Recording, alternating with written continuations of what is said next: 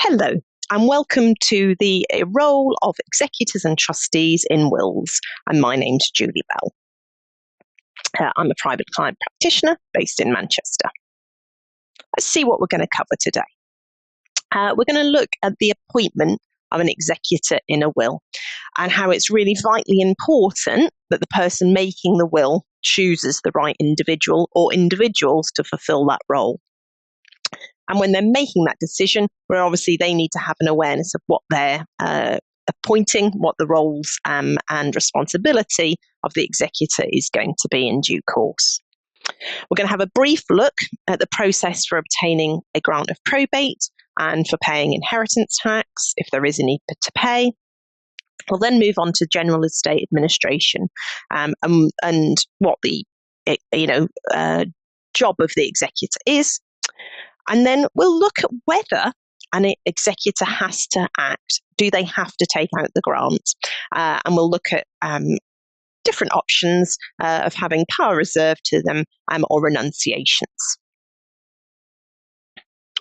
So to start off with, I think it's important that we know what exactly is probate. When we're talking about getting probate, executor will need to apply for probate. What does that actually mean? So it's the legal right to deal with somebody's property, money, and possessions. Basically all they've got, and one other terminology for that is their estate when they die. So obviously we're only dealing with it after somebody has passed away, and it's what they own at that time of death.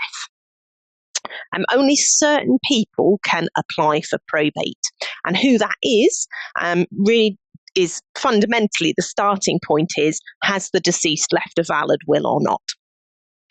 If there is a valid will left by the deceased, then the executors named in it can apply. As we'll see in a little while, they don't have to apply, but they have the ability to apply. And so the executor could be a professional, could be a friend, could be a relative, could be a beneficiary of the will, so someone who will inherit, but doesn't necessarily have to be. If we don't have a will and the person dies intestate, then we don't have an executor. And the person with the legal right to apply will be the closest living relative. And that will also be the person who inherits, or one of the people who inherit.